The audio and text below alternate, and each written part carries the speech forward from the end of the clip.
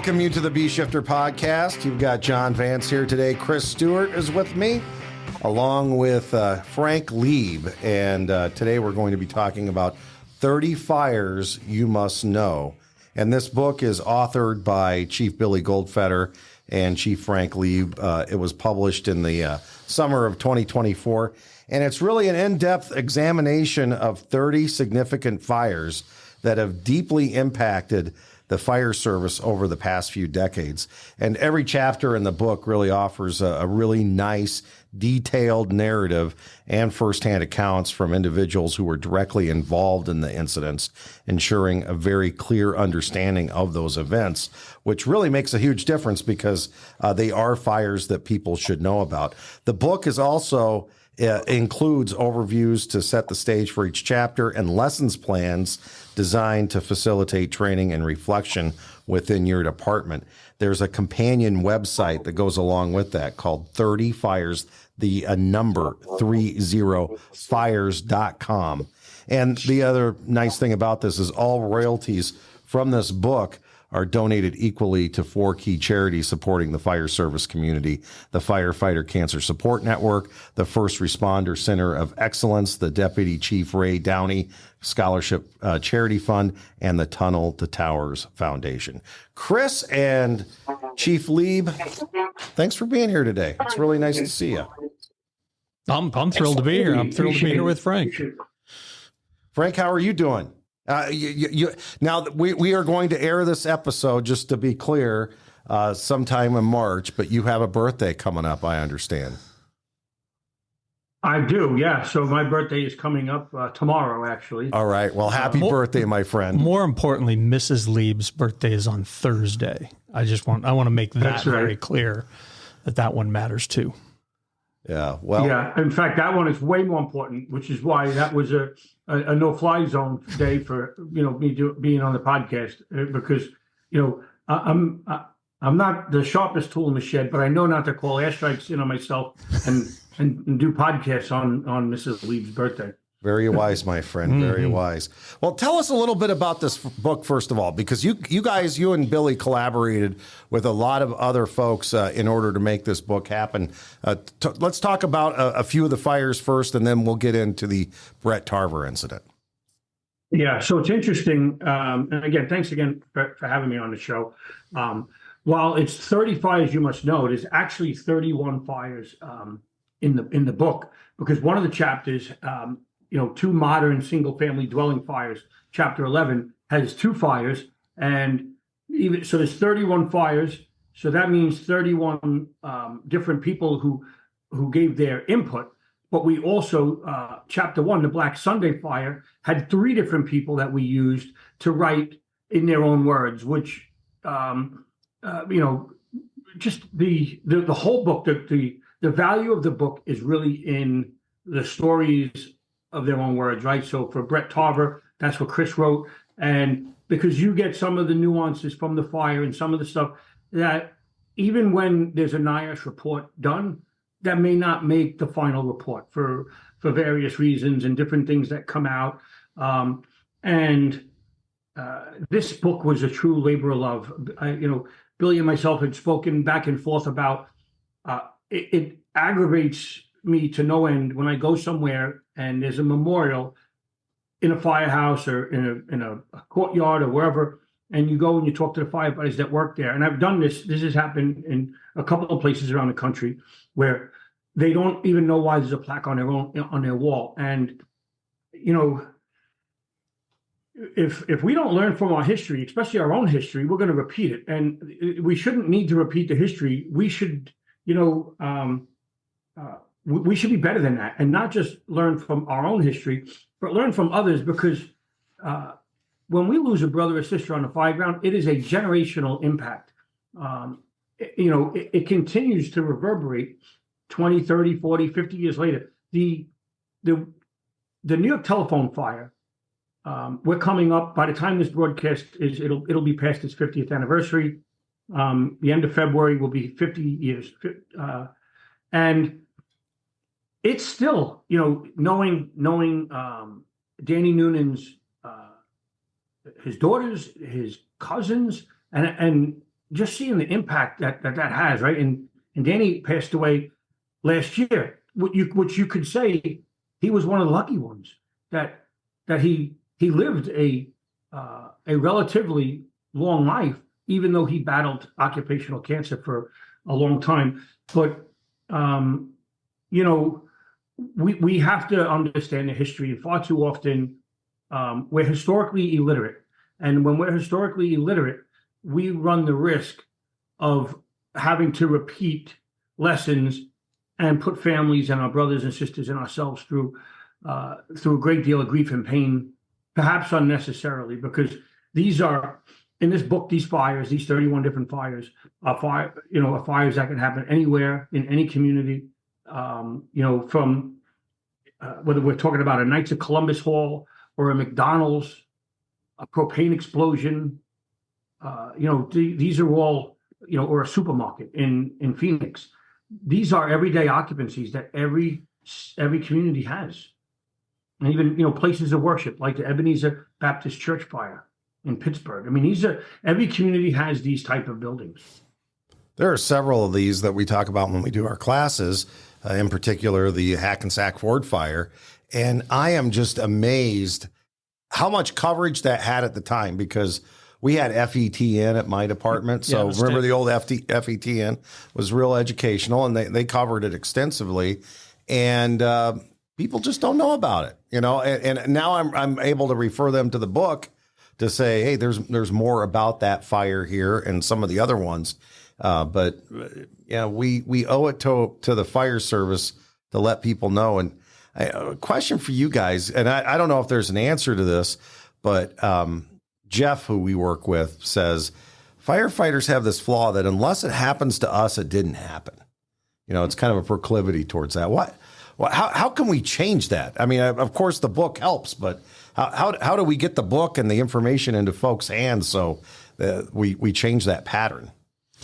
Well, the term that Frank just used, historically illiterate, that might be the best way I've heard it put in quite a while. And that's truly not knowing and understanding some history or the things that have occurred that have put us in bad positions or had bad outcomes, and the recognition of, I don't want to do that again, or I've got to learn from that so that I don't put myself in that position. I don't put my crew, my company, all the firefighters at the incident in that same position. So, I think Jeffrey's right, and Jeffrey's right about a fair amount of things, right? And that we do, you can tell me the stove's hot, but I still am going to touch it just to make sure that it's hot. And that's not a long-term successful plan for how the fire service is going to improve. So that's why this book, the things that get taught about these fires, the work that NIOSH does, the work that all these independent groups do, and the groups inside these departments that have these tragedies, we've got to be able to look at all these and utilize them, and not allow that to go to be used in vain, and that we're doing things differently and better because of what happened, right? And so, Frank, you see a lot of it too. Like you're all over the country, and it's interesting how we get that temperature from anywhere we go. We see a lot of firefighters who are interested and want to know, but yet we also see a fair amount of firefighters who don't have any idea about this. And so trying to bridge that gap I got to think you're seeing the same thing. What we're seeing the value of the book to really be is that you can drill on a topic, right? So on the anniversary of Bret Tarver's in the month, right? Not even on just March 14th, but in the month, this is something that you should be drilling on and understanding the difference between commercial and residential tactics through the eyes, through the fact that we are 20 plus years forward, and through the lens of it in 2025 on how much more we know today than we knew in 2001. And but these stories are culled down. So when you read the chapter, you can read the chapter in 10, 15 minutes, where a NIOSH report, to read the NIOSH report and break it down of some of these fires where they're a couple hundred pages long, some firefighters, they don't even know where to start, right? There's so much information. So we've pulled them together with read the story, understand the nuances behind it, and then here's some things to drill upon at the end. And when you took the whole book in its totality, we could have just taken a NIOSH 5 or a bunch of points and made them every single point, right? Every fire, this is the learning point. But we wanted to make it where they mesh together, where if you take every fire and throughout the year, you will see a wide range of different topics that you should be drilling on. So we've seen departments that have told me they're going to make different PowerPoints on it and that they're training on it, the different fires, one per week, different things. And we're hoping that they share their resources. So then we can put them on the website that you mentioned earlier, John, the www.30fires.com, because that'll give us all the additional learning tools that we need to make sure that we minimize the chance of us having these repeat, and we fight back against that historical illiteracy that we mentioned earlier. Well, we are coming up on the anniversary of the Bret Tarver fire at the Southwest Supermarket, and maybe to transition into that and talk about that incident and really what we walked through with the book. But what was that day like? What were the pre-fire conditions like? What led up to this event that ultimately took Bret Tarver? So it was March, early March 14th to be exact. And it was like Phoenix can get in March. It was starting to get hot already. We were up into the 90s and, beautiful desert weather. And what typically comes with that is a fairly strong wind out of the south, or typically out of the west or the southwest. And so on that day, a guy who had been, arrested previously for shoplifting in the store, is upset at the store. It's kind of a longtime community grocery store. He goes over to the grocery store and lights the cardboard on the outside in the loading dock area on the southwest corner of the store, and lights that off. It just so happened to be that was the windward side on a nice, breezy, windy, warm day. So it kind of was the perfect scenario, if you will, for not only that fire building, but then extending very, without much resistance into the grocery store. So it was kind of a whole bunch of stuff coming together, and maybe we'll tie it all to put a bow on the beginning is Engine 14, who's the first new engine company, to that address, is out of service, getting work done on the rig. So they're not even in quarters when the fire begins. And what was the original call for, and what was the dispatch dispatched as? Was it dispatched as a structure fire, or was it dispatched as an outside fire? No, it was dispatched as a garbage fire, a trash box fire. Second due engine gets it, engine 24. They're coming from a little bit farther away, so they're maybe 4 or 5 minutes away. But it doesn't go unnoticed very long. So Engine 14 sees it coming back from the shop, coming back to quarters. Battalion 3, who's the battalion chief for that area, they see the smoke. They all started heading that way. And then soon after Engine 24 arriving and figuring out what they had going on, and some complications with down power lines and arcing and unable to get water on it right away, the Battalion 3 recognizes the issue, and they ask for a first alarm assignment. And so in our system, that was at the time, it was 4 engines and a truck and a couple of battalion chiefs, or 4 engines and 2 trucks and a couple of battalion chiefs. And so he gets help coming very quickly, but it tends to spiral a little bit from that point with trying to access it and figure out exactly where the fire is. And then, to Frank's point, knowing what we know now, if we have an exterior fire extending to the interior of any structure, residential or commercial, we need to start at that exterior fire and then work our way to the interior for the most effective fire control.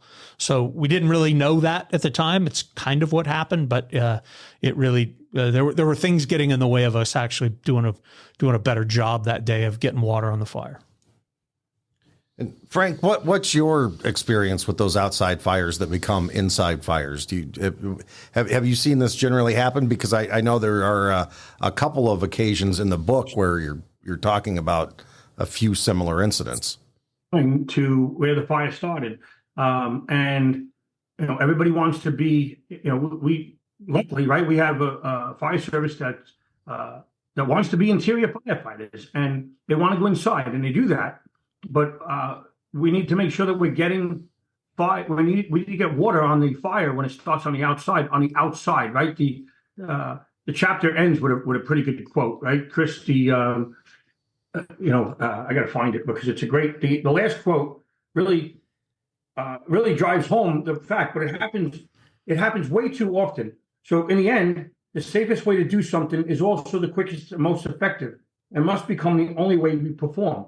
So if we don't put water on an exterior fire, that fire generator is going to go to the inside of the structure quickly. And as you mentioned, there's other fires in his book that were exterior fires that became interior fires. And that only puts us in a worse predicament. Now, if you're in resource-rich areas, you can probably do those things simultaneously, but we cannot have a delay on putting water on where the fire has begun. And because far too often, we see exterior fires become interior fires, which is why I say that is, there's no doubt that's an Achilles heel in the fire service. And oftentimes it could be a rubbish, it could be a cigarette started in the mulch, it could be a car fire extending into the dwelling. I don't care how good you are inside. If you don't put that car fire out, that fire is going to continue to work its way into the dwelling, into the eaves, and areas that you're not going to be able to extinguish from the outside. So in a department that doesn't have a robust response, that first line must go to that exterior fire. And in departments that have robust experiences, the first line still should go to that exterior. But if not, there cannot be a delay in getting that second line into that position as quickly as possible, because we're not putting the fire out until we put out the cause of the fire, which is that exterior fire. It's that simple. So what was firefighter Tarver's assignment that day, and what was his company doing, and at what point did conditions change and the mayday occur? Yeah, so Engine 14 then showed up, shortly after Engine 24 did. And they knew Engine 24 was dealing with the exterior portion of the fire on the south side. And Engine 14, Engine 21, and Engine 3 are all working on the front side of this building. And when I say building, it was the grocery store, but then in the I'll call it the Alpha Bravo corner, there were 3 occupancies: a hardware store, a beauty salon, and a clothing store, mom and pop clothing store, that were kind of carved out of the overall building, if you will. And so it appeared that the fire was at the back of all of these stores, the hardware store and the beauty salon. And so the initial companies went into those occupancies expecting to be able to get to the back of the building to where the fire was impinging. Well, as it turns out, they actually dead-ended in there, and behind them was the storage room for the grocery store. And so there's companies going interior into these positions and not being able to get to the fire and saying, hey, listen, we simply can't get to it from here. And then having to redeploy and then send subsequent companies into the grocery store. Engine 14 was actually the first company into the grocery store. They stretched a dry line to the back of the grocery store. In their words, they had relatively light smoke inside the store itself, down low. They definitely saw a significant amount of smoke up high, and it was definitely starting to build. And you could tell that there was a decent fire burning in the building somewhere, and it turns out to be over that storage area in at the Bravo Charlie corner. They work their way back into the back of the building. Again, and I make the point, they brought in a dry line because they weren't sure where they were going. And then they brought in probably, what we decided was just a ton of hose. And once the line got charged, it created big coils of hose. And then when the water charged charging the line also caused it to expand, knocking a whole bunch of stuff down from displays. So really created this maze and obstacle course, being able to get from their position in the back of the store out to leave through the front the way they came in. And when they recognized, hey man, this is getting worse in here, we're not actually being able to affect it with water, we're getting low on air, we need to back out. That is about the time when conditions are starting to really get bad. Everybody on the crew feels that they're moving towards the exit. As it turns out, the officer and the driver that day are in fact moving towards the exit, and Brett and his firefighter partner, Cy Joy, were going in a different direction, and because they had gotten disoriented, lost contact with the line, and ended up going farther into the structure, and to the point where they became lost. And then the initial call for help wasn't, what we would call a textbook mayday. In fact, Brett didn't even use the term mayday. He said, I'm in trouble, I'm lost, I'm in the back of the store, and I'm running out of air. And it got treated as a mayday. We operationalized it as a mayday at that point. But again, we hadn't spent a lot of time dealing with maydays. And so having a standardized process of what to communicate when you get in trouble just wasn't there yet. And that's obviously one of the things that we worked on, after that point. But it was a rapid change of conditions that we were unable to effectively manage on the inside, causing us to have to leave. And when those firefighters were leaving, they actually ended up getting lost and put in a pretty bad position. So I think about we teach firefighters to the whole bumps to the pumps thing, right? And that works great when you have a line stretched in training and it's stretched out nice and straight, and there's no loops, and like you said, there's no spaghetti but we have spaghetti at almost every fire to some degree, right? Or a loop that's going up in the air, or a loop that's going down the stairwell, or wherever, right? And I think to myself, because I've been in situations where I've tried to follow the hose line out, and I wind up in a circle. It's threaded underneath another hose line, and I think to myself, oh, is that a sound practice that we teach firefighters? We should know that the bumps lead to the pumps, but to say that that's going to save us, to me, is just absolutely false. And because what we need, I remember I ran out of air in a fire in a multiple dwelling. This was small. I was trying to get myself out. I was out of air, and there were a ton of firefighters. There's no way I should have been in trouble. But I'm not going to tell anybody that I'm having trouble. My vibra alert's going off, and all you need is firefighters that know where the exit is to say, hey, brother, this way. Because if you know where the exit is, when people's vibra alerts are going off, or you think they're trying to get out, sometimes just saying, hey, the exit's over here, will mean a world of good for somebody who's struggling. And we see this when they don't give it a mayday. I'm sure Brett didn't give a mayday because he was pretty sure he was going to find his way out any second now, right? With a little bit of help. And I just think about that. And I know of other instances where firefighters have wound up going deeper in instead of to the exit, where we have enough people in the building that know where the exit is. And I don't know if that would have made a difference here, but I know that in my case, I wound up finding it on my own. But if I just would have had somebody say, hey, the exit's over here, boy, they would have relieved. I probably would have a few less gray hairs right now. So you reminded with the story, you reminded me something. So Frank was nice enough to have me on the Getting Salty experience to talk about the book and this fire, right? But at the same in the same episode, they were also talking about another fire that they had, the Father's Day fire, right? I'm remembering that right, Frank? Yeah. So, and it was interesting to hear those guys tell the story and the things that actually lined up from that fire and that story lining up with what was happening or what had happened at Southwest Supermarket, maybe a few years previous, I think, to it, was very interesting. And I think firefighters in general have a lot of those similar experiences at different incidents. And so this story, this incident, this book, all of those is doing a really nice job of kind of connecting those dots. And you may not get it from the Southwest Supermarket fire, but if you get it from the Father's Day fire, you get it from the Hackensack fire, you get it from the Worcester cold storage, fine, whatever it is. But there's a ton of consistencies to all of them, which is valuable in this conversation, I think. Frank, do you have some of the similarities that those two fires have?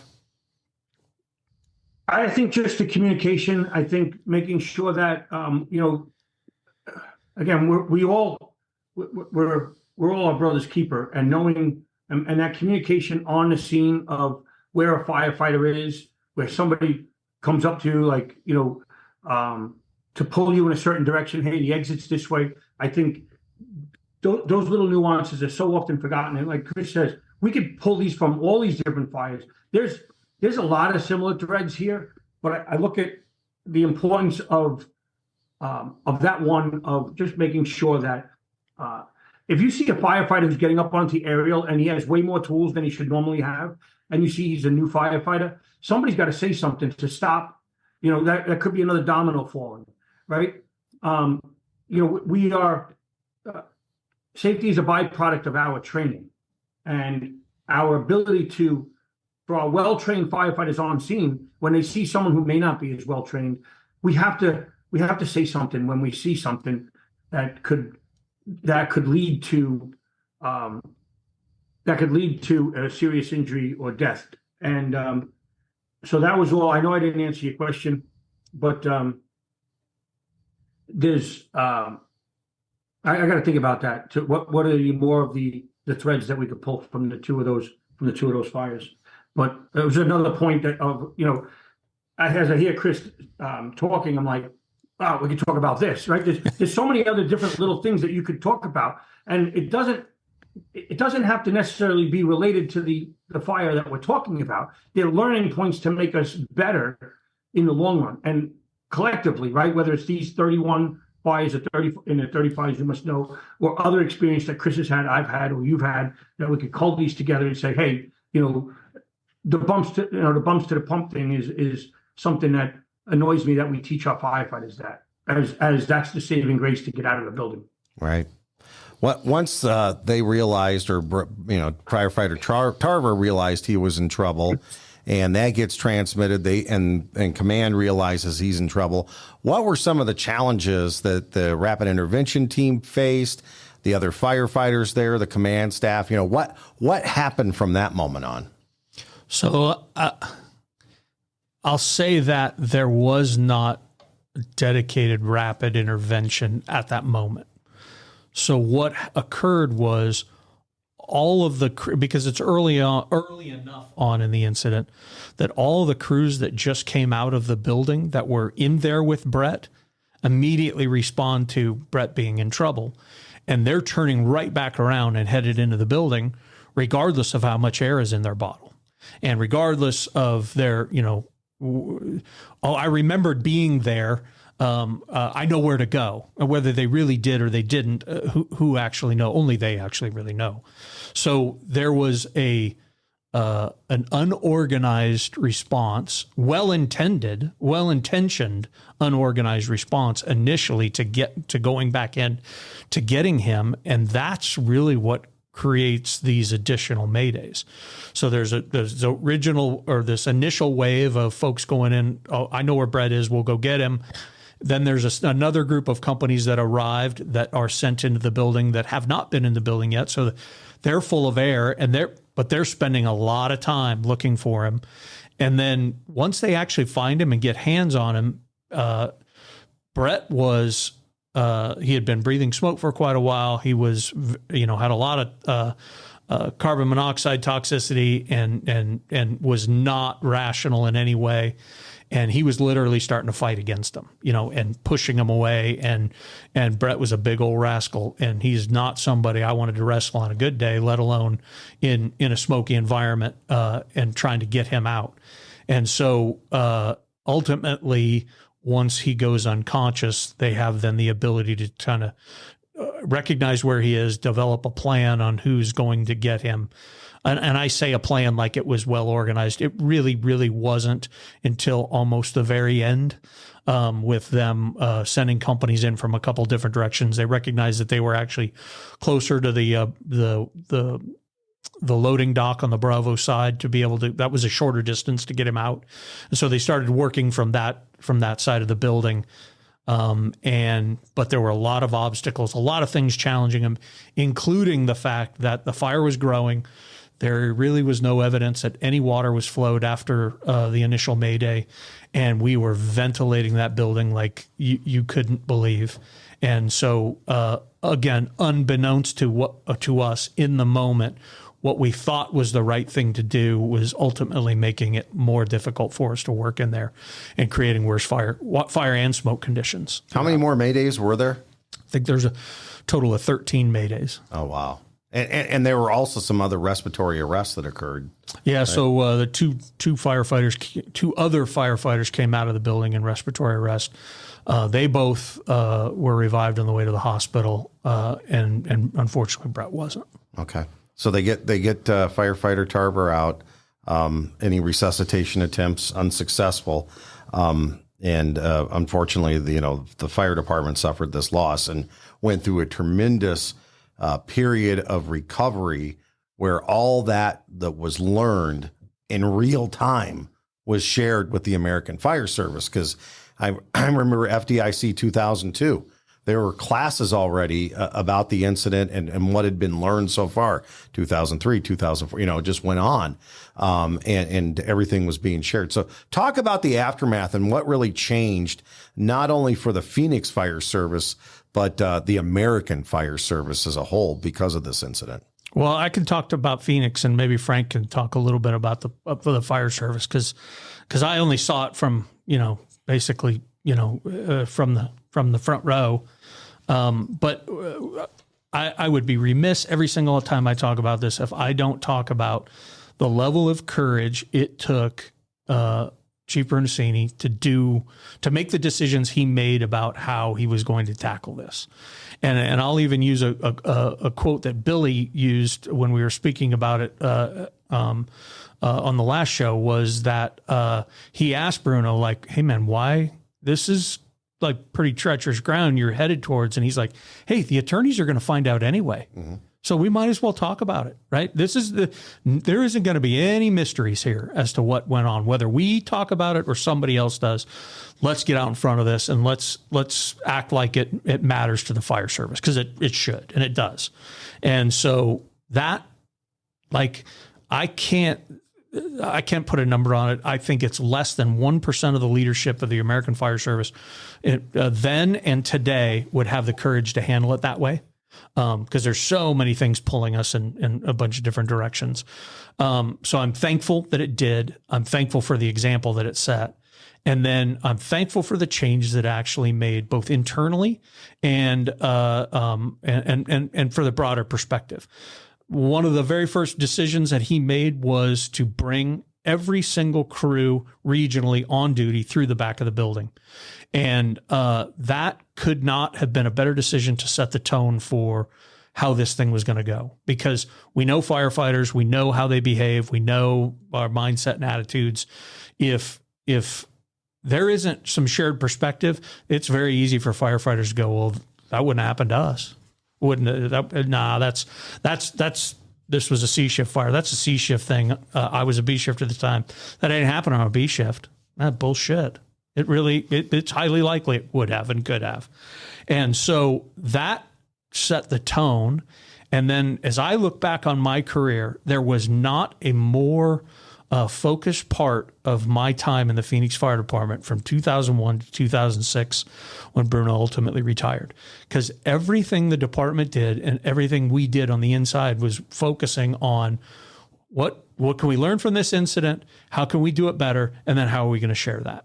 And we didn't have time to bitch and snivel about the stuff that firefighters find time to bitch and snivel about, because we had this really important shared focus that we were working on. It's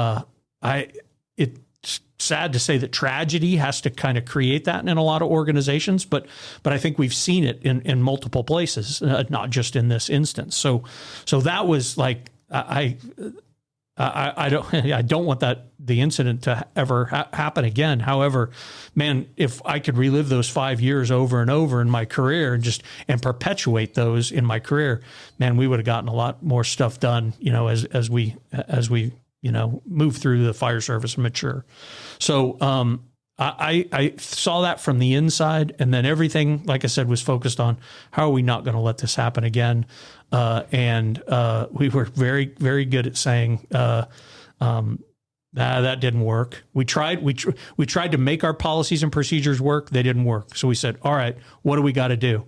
The fire chief, the executives of the organization, listened to the fire companies. The fire company said, what you're asking us to do is not achievable. Like, we can't do it. So we're like, all right, well, what is achievable? We sat down, we worked on it. And that's actually today the way that the system's built. And we've exercised it, and we know that it works, and we spent the time to practice. So, I know it was one of the things that we talked about in the chapter in editing it, because I had a line in there. There's no firehouse accountants doing the math here on what actually happened, because we brought in real people to actually measure data and do the things that we needed to get better. So that's what we were focused on, and that's what I felt in my experience inside the fire department. And you and Frank probably have a better clue of what happened outside than I do. And Frank, what's your perspective on what happened then with the American Fire Service after this? Yeah, so I think, first of all, leadership matters, right? That can't be lost on this, right? So I know that anytime at FDIC or a conference, when someone's going to speak about a fire, especially one where somebody lost their life, I attend that. And I remember attending one on this fire, and it was standing room only. Like, everybody wants to learn from these instances. But, in this book, when we were determining which fires we were going to highlight, there were departments that did not want their fire featured. And therefore, then those fires, in several cases, are not in this book. And in some cases, so time has a way of making it where it has a better chance of being in the book. A firefighter that may have lost their life last year, maybe it's a little too soon, but there were departments that didn't want this. So when you think about the leadership, and, Bruno set the tone for what was going to happen in his department. And it happened in his department. The report was released not even a year later, right? The day before, a year later. Like, that's exceptional. And that has set the bar for when these reports should be done for the 1 year anniversary. That's the FDNYR reports. We strive for 1 year. I think that fire, to me, one of the immediate takeaways from it was the fact that when someone has been exposed to a high level of CO, that they become irrational. Like, we have to be thinking of that. That when we have somebody, we need to, the person's not rescued until you have them and you transfer them to EMS. That we get them off of the scene. That was something I had never even thought about. Today, with the cyno kits and the carboxyhemoglobin that we could administer on scene is going to increase the likelihood not only of civilians surviving a fire, but also firefighters. So if you don't have those kits available, everywhere should have those. And if you don't have them in your department, or you're a small department, then get together with other departments and make sure you have them coming to every working structural fire. The modern day medicine has changed the game. I think some of the research into tactics have been as a direct result of what came out of that fire. Don't use residential tactics on commercial fires. That's something that we preach and talk about today a lot. Your big box class could probably even be related back to its origins was some of these fires, right? The Scotty Dean fire in San Antonio was in a CrossFit gym. The Sofer Superstore was a large retail store. This was a large retail store. Even the Knights of Columbus, while not the same size, right? It's the firefighter the mindset shift, and now the research all these years later about all these different things, the way we have to attack a fire that's in a large area, a large volume area, has has been a game changer. And we're not done. We're not done learning about these, because now these buildings are getting bigger and bigger, and our ability to protect them is becoming more and more of a challenge. I think about these. You have a fire in the middle of a Target store or a Home Depot, or and like, how far in can we go if the sprinkler system is not operational, and be able to successfully get people out and extinguish the fire? Because and think about the Amazon and Walmart distribution centers. Like, if these sprinklers aren't on, like, this is like the next level from these supermarket fires and these CrossFit gym fires that are featured in the book. That, hey, what's the plan? What's the plan with these? Because if you're using 30-minute bottles, that's not going to be effective. A 45 may not even be effective.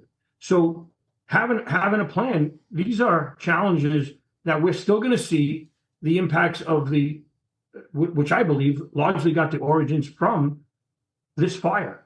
And as we continue to build off of it, the building blocks of a seminal fire such as this. So there's an interesting story connected to this. The day before the Southwest Supermarket, a young NIST scientist named Dan Ramczykowski was with his staff in Phoenix getting ready to burn a bowstrung warehouse. And they had been at the building setting it up. That fire happens the Southwest Supermarket happens the next day. They're supposed to burn on the 15th. They're supposed to do the experiments on the 15th. Obviously, that gets put off for a while, but then they come back and do that. And one of the things that we changed in what we were looking for in Dan's original experiment was oxygen levels and carbon monoxide levels inside the building. And that was directly related to what occurred and what happened to Bret in the building. So like Dan was able to not only do what Dan was going to do, but then add another layer onto it, which really was the first time we've looked at that stuff. And it was incredibly valuable. And then Dan goes on to, as I like to say, Dan is my favorite scientist, truly 100-pound brain guy. And the contribution from him based on this fire and based on things that Frank were talking about is huge. What message do you guys want firefighters to take from this incident that we can ensure that the legacy of Bret Tarver and what happened here continues to live on, so those lessons are passed on to the future firefighters? I'm going to say, the first thing I'm going to say is, if we would have or could have been successful at putting the fire out, Bret never gets lost and Bret never runs out of air. That's like number one. So that focus on putting water on the fire matters. Putting the fire out matters. When we have to do actions that are simultaneous, or it's more complicated than that, or it's going to take a little work to get lines to where you need to get water on the fire, then we need to start paying attention to how far we are in the building, how much air it actually takes to get in the building, but also how much air it takes to get out of the building. And then an incident commander's got to have a plan and organization for layering resources in order to be able to do that effectively and keep the work going. So, I think that's as brief a summary as I guess I could give for the things that we took away. But like at the end of the chapter, Frank writes the documents about, hey, these are the things to train on. These are the things to drill on. And so I'll leave that to you. What do you see? In 2002. And I think that's the beauty of the time, is that we know so much more about, again, I'll reiterate making sure that we're applying commercial tactics to commercial structures, that there's a huge difference between commercial and residential. Understanding the modern fire environment, understanding heat release rates, understanding that the fire is going to grow directly proportionate to the air that we allow it to have, that we can't ventilate our way out of the problem. I think those are hugely important points. And the last point I'll mention in one of these big box retail stores or supermarkets is when we pull up, and this, again, it's going to be things that piss me off. We pull up to these for an alarm ringing, right? And we immediately say nothing's showing. And I'm like, so then I asked, well, how much fire do you need to have in there for something to be showing? we have to fill up an enormous space for us to show smoke on arrival out of a door in a 22-foot structure. So are we setting ourselves up for failure when we say nothing's showing, when there could be a fire in there? Because even the occupants, because they're not going to be in a smoke layer, they're going to be, what are they going to be doing? They're going to be Facebook living or TikToking the fire live when they can. And they're not going to, and we see that when we just go on YouTube and check those out. But yeah, the takeaways, I think the takeaways are vastly different today than they would have if we wrote 30 fires, 19 years ago. Great point. Well, is there anything else you guys would like to add about the this particular chapter before we move on? No, I feel like we kind of got everything out there, and I appreciate the perspective of inside and outside the organization. So I don't have anything. Well, do you have anything, Chief Leeb? I'll just add that the Phoenix Fire Department learned an awful lot from that fire. And so did the American Fire Service. That there's a lot of stuff that was a lot of strategies, a lot of tactics that took place there that were taking place everywhere, all around the country. And this fire shed the light on that and has led to a lot of the research and to where we are today. And the ultimate aim of this book is to educate firefighters on these incidents to ensure that the lessons learned don't become lessons lost. And the fact that, Chris is putting himself out there, he was willing to write about this. We walk a fine line when we critique fires and, Monday morning quarterback and whatever, right? So, and this book walks a fine line with that to make sure that we are honoring our brothers and sisters that paid the ultimate price so we could preserve lives and property in the future. 30 Fires You Must Know. It's authored by Chief Billy Goldfeder and Chief Frank Leeb. Get the book, pass it on to people. It is well worth the read. It should be part of your training library. Chief Leeb, thank you so much for your contributions. I know we appreciate what Chief Goldfeder did here. And Chris Stewart, thank you very much for your contribution to this one too. And I think it's something that we talk about. I talk about it every month. Once a month at least. Truly. We're talking about the Tarver incident, and even reading through this and looking at the drills that were put together, it trips some more light bulbs for me. So it's something worth revisiting. Even if you think it's a fire you know about, go revisit it, learn a little more about it, get those drills, and pass it on. Absolutely. All right, Chief, do you want to stay around for Timeless Tactical Truth? Absolutely. All right, here we go.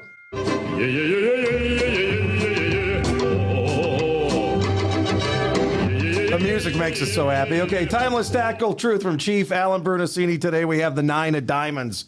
And it says, when conditions change, the IC must consider changing the overall strategy and the incident action plan to match those changing conditions. That is very easily said when you don't have somebody in the building, including a firefighter. On this incident, we'll start with Chris and then we'll bounce over to Chief Leeb. The decision they had to have their finger on the trigger to go defensive during the Tarver fire. Talk to us a little bit about that, then the overall tactical truth. Yeah, so the IC was actually moving towards going defensive. He said, no, this is not getting any better.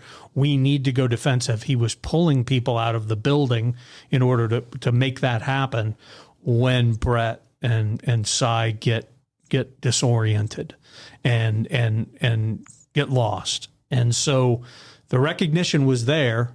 In the process of it happening is when the maydays occur. And it caused us then to operate inside the building for another 25 minutes attempting to get them out. And, it sheer luck, divine intervention. I don't know how you're going to, how you want to quantify it, but, the fact that building tolerated us doing that in order to remove him and it didn't kill a half a dozen or a dozen of us, is pretty amazing. So that recognition of the changing conditions. If you don't have a standard system and I see actually paying attention to the conditions and balancing that off, what's going on in and around the building things should be getting better. And if they're not, why? And if it's a small adjustment, make a small adjustment. If it's a big adjustment, like changing strategy and getting everybody out of the building, we can't delay our need to actually communicate that and be decisive in the moment. And without a standard process and without standard training, where you're actually exercising doing that, then we don't actually get good at it. And then that creates, trepidation with even making the call. Like, now we're done here. Because if you don't know when to make the call, then you're likely going to miss the opportunity to do it. Chief Leeb. Hey, John, you hit it on the head, right? So this is pretty simple, right? This is simple, but operationalizing it is sometimes a huge challenge. But that's why we have incident benchmarks. That's why we have to make sure that, when you're 20 minutes into the operation, the dispatcher is going to let you know. That's why you have to give progress reports. Because when you're saying what's going on, and sometimes you're realizing, hey, this is like the same progress report I just gave 20 minutes ago. So, something may be going on. It's also why we have successive commanders come in. Additional commanders might come in and maybe have a fresh viewpoint on something, where you get there and you say, hey, I think we may need to reevaluate this, right? So size up is an ongoing, it has to be an ongoing activity. And we can never forget that point, that we have to continue sizing it up. And, that's important. That's a good, as all of the timeless, I'm forgetting what they're called now. Tactical truths. Yeah. Yeah, they're all good. I love the music, especially. Yeah, I'm just here for the music. That's all. That's why we're here. Yeah. I'm here for the sets and reps, so that's really why I'm here. All right, Chief Leeb, did you have any closing thoughts for the B-Shifter listeners? Just thanks again for having me, and just let's make sure that we're not historically illiterate. Read the stories. Remember Bret. We honor him by learning the lessons that they provide. Two things I'm going to take away. Historically illiterate, that's going in my normal conversation. And then the fact that Frank Leeb said carboxyhemoglobin on this podcast excites me to no end. Are you really working as a paramedic in your retirement from the FDNY?